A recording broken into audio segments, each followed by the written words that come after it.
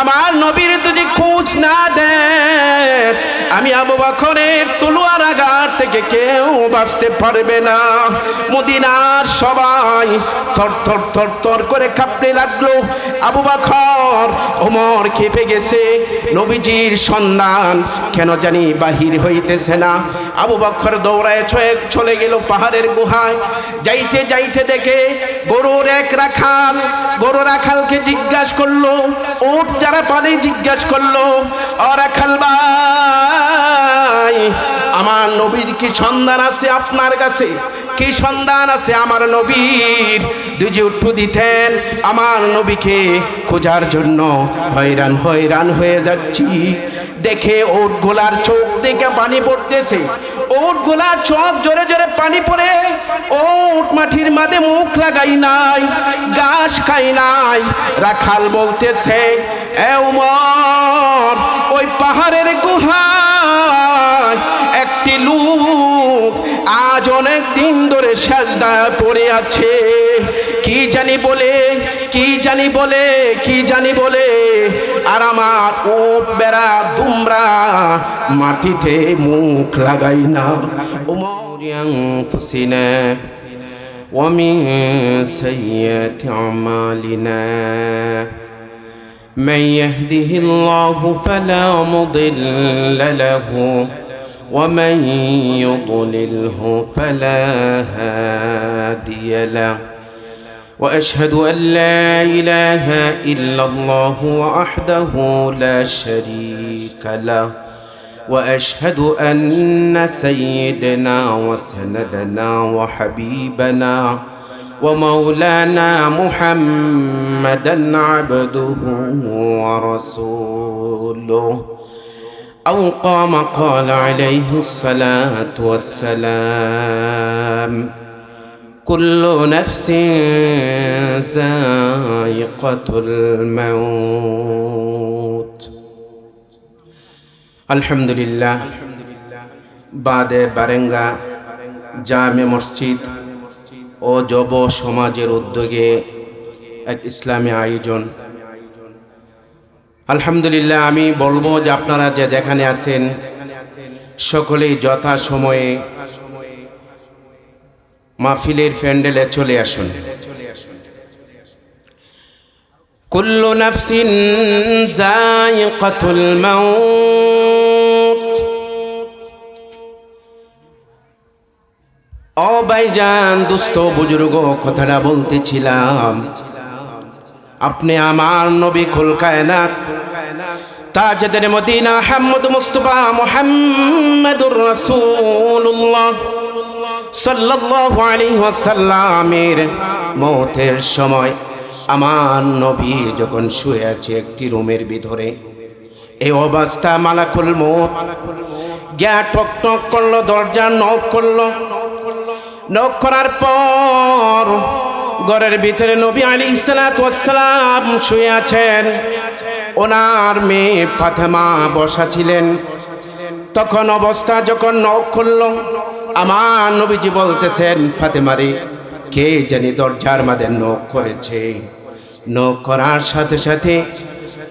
করার সাথে সাথে বলতেছে, কে জানি নক করলো, মাগো দরজাটা খুলে দাও, কে জানি নক করলো, ঘরের ভিতরে আসবে। শুধু দরজা খোলা আবার সাথে লাগাইয়া দিল।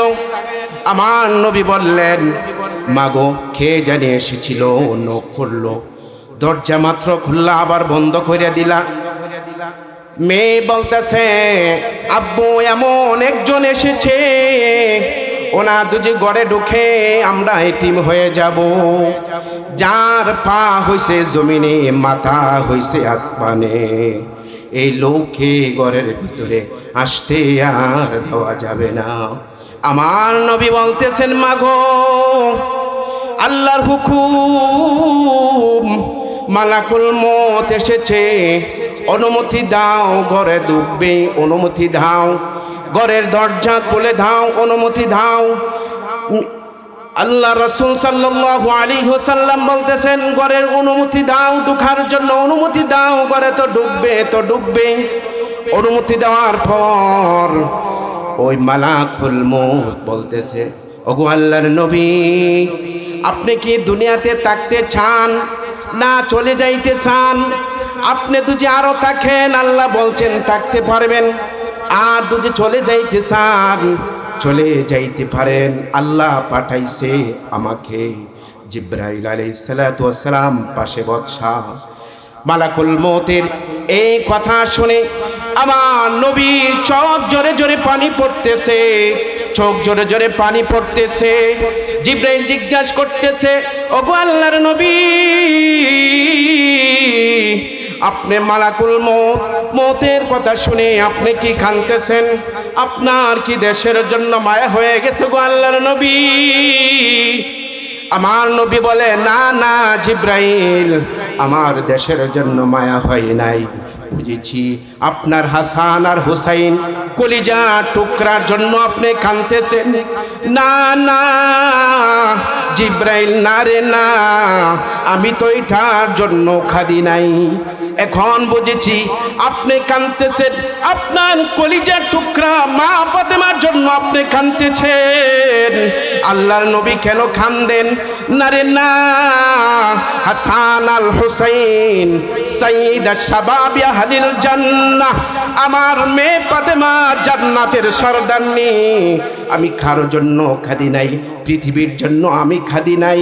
এ জিবরাইল, আমি খাদি আমার গুনাহগার উম্মতের জন্য।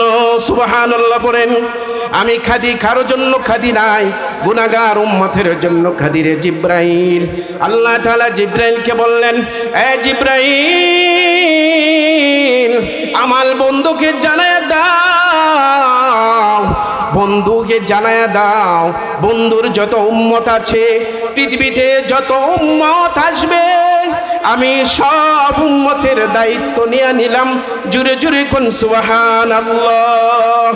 মেরে ভাই, দোস্ত, বুজুর্গ, এখন আল্লাহর নবী অনুমতি দিলেন, ও জিবরাইল, ও মালাকুল মউত, কাজ তুমি আরম্ভ করে দাও, মৃত্যুর জন্য কাজ আরম্ভ করে দাও। মালাকুল মউত শুধু হাতটা রাখছেন নবী আলাইহিস সালাতু ওয়াস সালামের বুকের উপরে। নবী আলাইহিস সালাতু ওয়াস সালাম উফ করে উঠলেন আর বললেন, এ মালাকুল মউত, তুমি কি আমার উপরে সাত আসমান জমিন ভেঙে পালাইছো নাকি? ও মালাকুল মউত, তুমি কি আমার বুকের উপরে এত আঘাত কেন দিলে রে মালাকুল মউত? মালাকুল মউত বলতেছে, ওগো নবী, আমি তো কাজ এখনো শুরু করি নাই, শুধু আমি হাতটা আপনার বুকের উপরে রেখেছি। এ জিবরাইল, এ মালাকুল মউত, আমি জানি শুধু যদি তুমি হাত আমার বুকের উপরে রাখো রে, আমি বুঝতেছি আমার জন্য সাত আসমান জমিন ভাঙ্গা পড়েছে। ও মেরে ভাই, দোস্ত, বুজুর্গ, মউত এমন একটা জিনিস, মউত এত কঠিন। নবী আলাইহিস সালাতু ওয়াস সালাম হঠাৎ করে মদিনার মধ্যে, হঠাৎ করে নবী আলাইহিস সালাতু ওয়াস সালাম খোঁজ পাওয়া যাচ্ছে না। সাহাবায়ে কেরাম একসাথে দুজি নবীজিকে না দেখতেন, হয়রান হয়রান করে খোঁজার জন্য হয়রান হয়ে যাইতেন, আর বলতেন, নবীজি কোথায়, নবীজি কোথায় গেল? নবীজিকে খোঁজার জন্য হয়রান হয়রান হয়ে যাইতেন। হঠাৎ করে খোঁজাখুঁজি শুরু হয়ে গেল, আমার নবী মদিনা নাই, মদিনা নাই। হযরত আবু বকর বাহির হয়ে গেলেন, এ মদিনার কাফেরের দল, কোথায় আছস? আমার নবীকে কিছুক্ষণ ধরে পাওয়া যাইতেছে না। কোথায় আছস? আমার নবীর যদি খোঁজ না দেস, আমি আবু বকরের তলোয়ার আঘাত থেকে কেউ বাঁচতে পারবে না। মদিনার সবাই থর থর থর থর করে কাঁপতে লাগলো। আবু বকর ওমর কেঁপে গেছে, নবীজির সন্ধান কেন জানি বাহির হইতেছে না। আবু বকর দৌড়ায় চলে গেল পাহাড়ের গুহায়। যাইতে যাইতে দেখে গরুর এক রাখাল, গরু রাখালকে জিজ্ঞাসা করলো, উট যারা পানি জিজ্ঞাসা করলো, ও রাখাল ভাই, আমার নবীর কি সন্ধান আছে আপনার কাছে? কি সন্ধান আছে আমার নবীর? দুজি উঠু দিতেন, আমার নবীকে খোঁজার জন্য হয়রান হয়রান হয়ে যাচ্ছি। দেখে ওট গোলার চোখ থেকে পানি পড়তেছে, ওট গোলার চোখ জোরে জোরে পানি পড়ে। ওট মাটির মাঝে মুখ লাগাই নাই, ঘাস খাই নাই। রাখাল বলতেছে, এ উমর, ওই পাহাড়ের গুহায় একটি লোক আজ অনেক দিন ধরে সেজদায় পড়ে আছে। কি জানি বলে, কি জানি বলে, কি জানি বলে, আর আমার উট বেড়া দুমরা মাটিতে মুখ লাগাই না।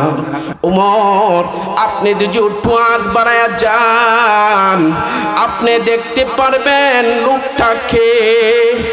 যাইতেছে আর বলতেছে, আল্লাহর নবী, আপনি কোথায় সেজদায় পড়ে কাঁদতেছেন? দেখে দেখে যাওয়ার পরে, কিছু দূর যাওয়ার পরে দেখে নবী সেজদার মাঝে পড়ে কাঁদতেছে। ওমর গিয়ে বলতেছে, ওগো আল্লাহর নবী, আপনি সেজদার পরে কাঁদতেছেন, মদিনা আপনাকে খোঁজার জন্য হয়রান হয়রান হয়ে যাইতেছে, সাহাবা পাগল পাগল হয়ে যাইতেছে। আল্লাহর নবী, আপনি কেন কাঁদতেছেন? আমার উমরের যত সব আছে সব সব আপনার উম্মতকে আমি দিয়া দিব। সুবহানাল্লাহ। হযরত হাসান আর হুসাইন চলে গেল। নানা গো, আপনাকে কিছুদিন ধরে দেখি নাই, আপনি সাজদাত পড়ে কাঁদতেছেন। আপনার কি হাসান আর হুসাইনের জন্য মায়া নাই? আমরা তো জানি আপনার কলিজার টুকরা হাসান আর হুসাইন ছাড়া কেউ হইতে পারে না গো। ও নানা, আপনি মাথা উঠান, আপনি মাথা উঠান, সোজা হন। আপনার কি সমস্যা? নবী আলাইহিস সালাতু ওয়াস সালাম মাথা উঠান নাই, সাজদাত পড়ে বলতেছে, ইয়া হাবিলি ইয়া উম্মতি। সুবহানাল্লাহ। মা ফাতেমা চলে গেল, আব্বা জানি সাজদার মধ্যে পড়ে কাঁদতেছি। যায় বলতেছে, আব্বু, আপনার কি দয়া নাই, না মায়া নাই? হাসান আর হুসাইন আপনি গুড়াইয়া দিছেন, আপনি সাজদাত করে আপনার উম্মতের জন্য আপনি কাঁদতেছেন, আপনার কি দয়া নাই? আব্বু গো, আপনি ভার উঠেন, আপনার কলিজার টুকরা আপনার মেয়ে ফাতেমা আমি এসেছি। আমার ডাকে আপনি সারা দিন, আপনি কে জন্য কাঁদতেছেন? আমার নবী বলতেছে, ইয়া হাবিলি ইয়া উম্মতি।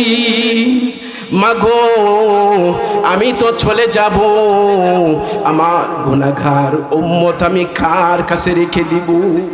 আমার উম্মতের হাল কে ধরবে রে মা? আমার উম্মতকে কে দেখবে, কে নিয়াস করবে?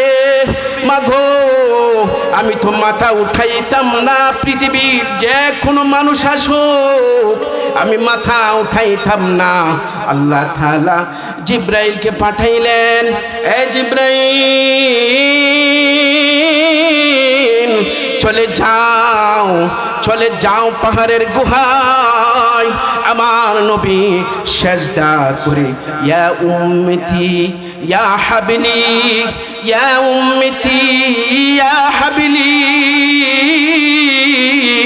আমার বন্ধুকে জানায়া দাও, আমার বন্ধুকে জানায়া দাও, বন্ধুর যত উম্মত আছে আমি সমস্ত জিন্দেগীর গুনাহ মাফ করে দিলাম। সুবহানাল্লাহ। এরপরে নবী আলাইহিস সালাতু ওয়াস সালাম সাজদা থেকে মাথা উঠান নাই।